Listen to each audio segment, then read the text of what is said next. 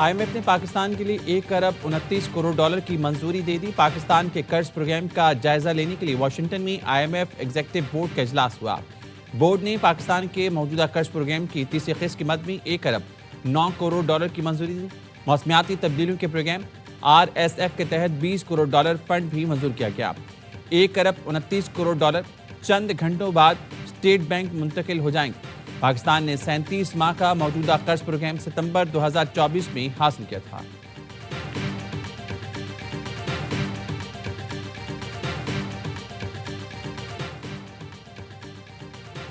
पाकिस्तान में करप्शन के तासुर में वाज़ेह कमी, शफाफियत में इजाफा। ट्रांसपेरेंसी इंटरनेशनल पाकिस्तान की 2025 सर्वे रिपोर्ट जारी। गुज़िश्ता 12 माह में किसी सरकारी काम के लिए रिश्वत नहीं देनी पड़ी। 66% पाकिस्तानियों की राय मुल्क की मैशत ज़बू हाली से इस्तेहकाम और इस्तेहकाम से तरक्की की जानिब गामजन है। सर्वे इस साल 22 से 29 सितंबर के दौरान किया गया। मुल्क भर से 4000 अफराद ने इस सर्वे में हिस्सा लिया। राय दहिंदगान की अक्सरियत का सूबाई हुकूमतों पर अदम एतमाद, पुलिस से भी नाला।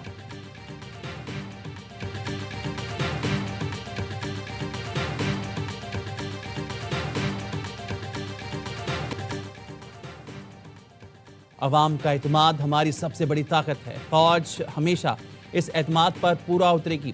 Chief of defence forces field marshal Syed Asim Munir का तीनों मुसल्लह अफवाज के अफसरान से खिताब। अफगान तालिबान रजीम को वाज़ेह पैगाम दिया, पाकिस्तान या फितना खारिज में से किसी एक का इंतखाब करें, इसके अलावा कोई ऑप्शन नहीं। फील्ड मार्शल ने कहा, भारत किसी खुद फरेबी का शिकार न रहे। अगली बार पाकिस्तान का जवाब ज्यादा शदीद और बर्क रफ्तार होगा। पाकिस्तान अमन पसंद मुल्क है, किसी को अपनी खुद मुख्तारी, सालमियत और आज़म को आजमाने की इजाज़त नहीं देंगे। ये जान लें, पाकिस्तान नाकाबिल तस्खीर है। मार्का हक की मुतरका कार्रवाइयाँ मुस्तकबिल की जंगी हिकमत अमली की मिसाल बन गई। मार्का हक अब जदीद दौर की जंग का बैनुल-अक़वामी केस स्टडी तस्वुर किया जा रहा है। फील्ड मार्शल ने CDF हेडक्वार्टर्स को तारीखी संग मील और नई जंगी हिकमत अमली का महवर करार दिया। कहा, खतरात के बायस तीनों अफवाज मुत्तहद निज़ाम के तहत काम करें। नई जंगें साइबर और AI तक फैलेंगी। मुसल्लह अफवाज को अब नई जंगें हकीकत के मुताबिक खुद को ढालना होगा। फौज को सकाफती तौर पर जदीद और हमेशा जंग के लिए तैयार रहना होगा। जदीद टेक्नोलॉजी से लेस मुसल्लह अफवाज जारियत को मुअस्सर तौर पर रोकेंगी। डिफेंस फोर्सेज हेडक्वार्टर्स का क़याम इस तब्दीली की जानिब ज़रूरी कदम है। फील्ड मार्शल सैयद आसिम मुनीर का शहदा को भरपूर खिराज अक़ीदत, कौम का फ़ख्र और तारीख का रोशन बाब करार दिया। GHQ में chief of defence forces field marshal Syed Asim Munir के एजाज़ में गार्ड ऑफ ऑनर की तकरीब GHQ में शानदार अस्करी रवायात के मुताबिक हुई। तीनों मुसल्लह अफवाज के दस्ते की जानिब से गार्ड ऑफ ऑनर पेश किया गया। एजाज़ दस्ते ने मेहमान खुसूसी को सलामी दी। मेहमान खुसूसी फील्ड मार्शल सैयद आसिम मुनीर ने एजाज़ दस्ते का मुआयना किया। तकरीब में naval chief admiral Naveed Ashraf, सरवरा पाक फ़ज़ाइया, air chief marshal Zaheer Ahmed Babar Sidhu समेत आला अस्करी हुकाम ने शिरकत की।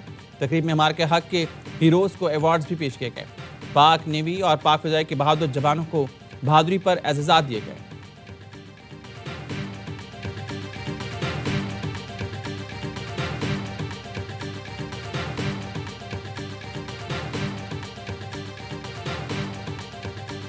सीरियसली सोच रही है गद्दारी का मुकदमा कायम करने का इमरान खान के खिलाफ? मैं इस इम्कान को रद्द नहीं करता। इनका अंजाम जो है वो MQM और अल्ताफ हुसैन से मैं मुख्तलिफ नहीं देख रहा। ये अनकरीब पाकिस्तान तहरीक इंसाफ और अडयाला तहरीक इंसाफ, ये अलग-अलग होने वाला मामला नजर आ रहा है। एक PTI अडयाला और एक PTI पाकिस्तान बनने जा रही है। तहरीक इंसाफ का अंजाम भी MQM जैसा नजर आ रहा है। सियासत करने वाला सियासी तौर पर जिंदा रहेगा। गालिम गलोच वालों का अंजाम बानी MQM जैसा होगा। वज़ीर-ए-आज़म के मुशीर आना सनाउल्लाह के प्रोग्राम खबर में गुफ्तगू कहा, बानी के खिलाफ गद्दारी के मुकदमे का इम्कान रद्द नहीं करता। उनकी जो हरकतें हैं, नतीजा पाबंदी ही निकलता है। बड़े फैसले बानी के हालिया ट्वीट और बहनों के बयानात के बाद हुए। बानी PTI से बातचीत का दरवाज़ा कभी खुला ही नहीं था। PTI को जो पैगाम भेजा है वो उनको मिल जाएगा और पूरी कुव्वत से मिलेगा। फौज और सरबराह के खिलाफ हद अबूर करेंगे तो इसे बर्दाश्त नहीं किया जाएगा। DG ISPR के बयान को किसी का सियासी बयान ना समझा जाए। DG ने वाज़ेह पैगाम दिया, मजाक समझेंगे तो नुकसान उठाएंगे।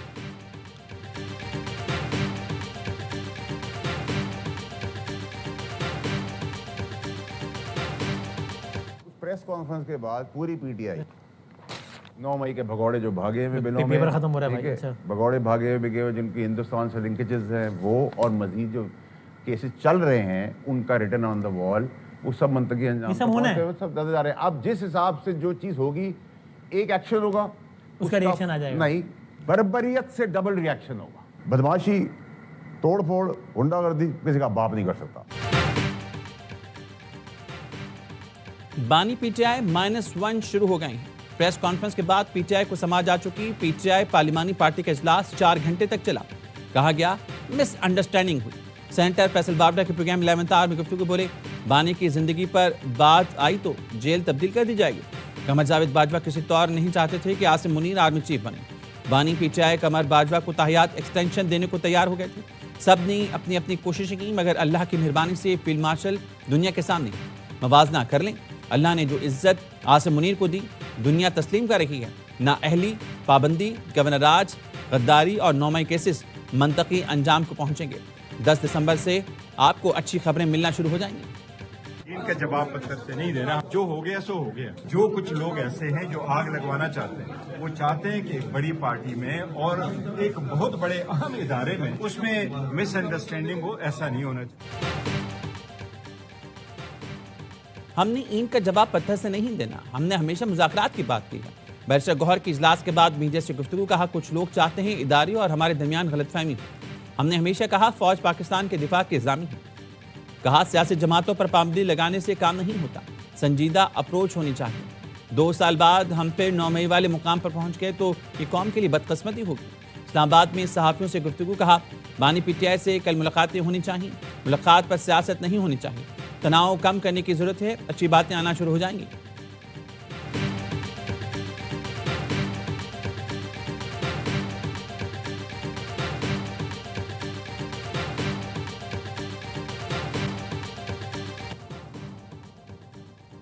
इंडोनेशिया के सदर का पाकिस्तान आमद पर शानदार इस्तकबाल। पाक फ़िज़ाई के JF-17 तैयारों ने मुअज़्ज़ज़ मेहमान की तैयारी को पाकिस्तान की हदूद में दाखिल होते ही हिसार में लिया और फ़िज़ाई सलामी पेश की।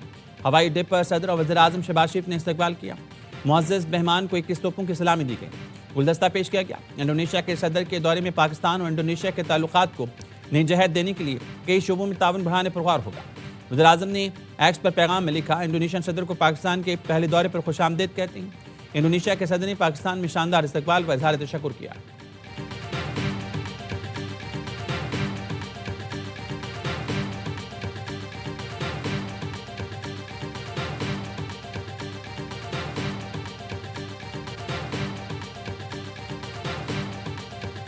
The 54th UAE National Day, Eid al-Ittihad, and on this joyous occasion, I extend my heartfelt congratulations to the leadership and people of the United Arab Emirates. मुत्तहिदा अरब अमीरात के कौमी दिन ईद उल इत्तेहाद की तकरीब। वज़ीर आज़म शहबाज शरीफ की तकरीब में बतौर मेहमान खुसूसी शिरकत। वज़ीर आज़म शहबाज शरीफ की यूएई के यौम इत्तेहाद पर अमाराती क़यादत और अवाम को दिली मुबारकबाद। कहा यूएई की मौजूदा क़यादत ने मुल्क को तरक्की की राह पर गामज़न किया। पाकिस्तान को यूएई के साथ स्ट्रैटेजिक शराकतदारी पर फ़ख्र है। मुत्तहिदा अरब अमीरात ने पाकिस्तान के मुआशी इस्तेहकाम में अहम किरदार अदा किया।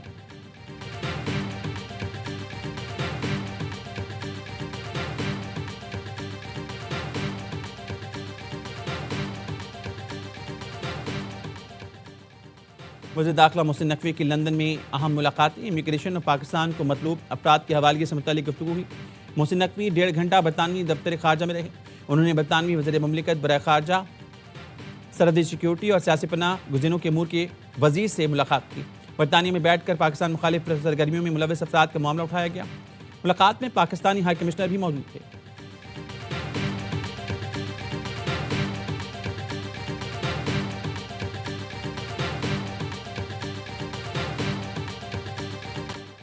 भगौड़े साबिक अफसर और यूट्यूबर आदिल राजा को एक और धचका। बरतानवी जज का आदिल राजा को ब्रिगेडियर रिटायर्ड राशिद नसीर से अवामी सतह पर माफ़ी मांगने का हुक्म।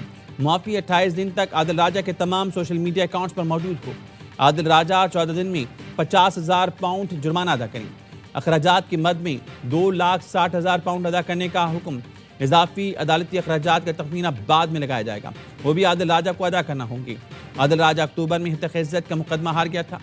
लंदन हाई कोर्ट जज ने फैसले के खिलाफ आदिल राजा की अपील भी मुस्तरद कर दी। जज ने आइंदा हितक इज्जत बयानात ना दोहराने के हुक्म में इम्तना भी जारी कर दिया। ब्रिगेडियर रिटायर्ड राशिद नज़ीर ने अक्टूबर में सुनाए गए फैसले पर ऑर्डर जारी करने की इस्तदा की थी। फैसला सुनने के लिए ब्रिगेडियर रिटायर्ड राशिद नज़ीर खुद अदालत में मौजूद थे। आदिल राजा नहीं आया। जज रिचर्ड ने हुक्म दिया आदिल राजा फैसले का खुलासा नशर करें। बताया इल्जामात हितक आमेज थे। आदिल राजा हितक आमेज इल्जामात के एतराफ में यह भी बताया कि ब्रिगेडियर रिटायर्ड राशिद नसीर मुकदमा जीत गए।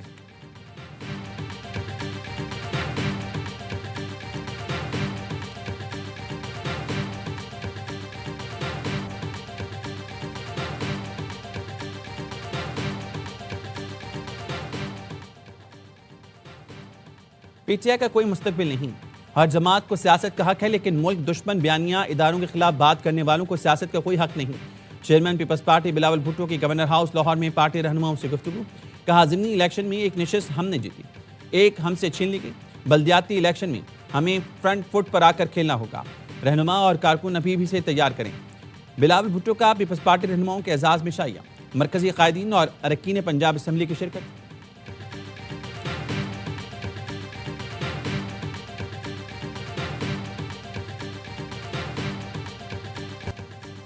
क्रिकेट के घर लॉर्ड्स में पीएसएल का रोड शो।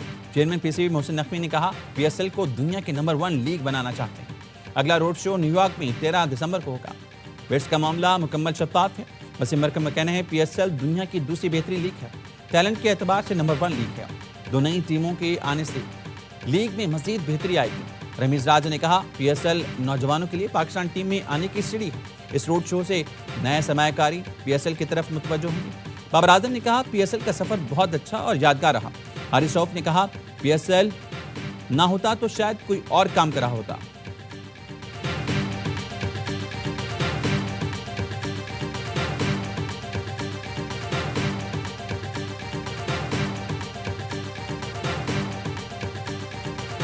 आईसीसी के भारतीय स्पॉन्सर के गुब्बारे से हवा निकल गई।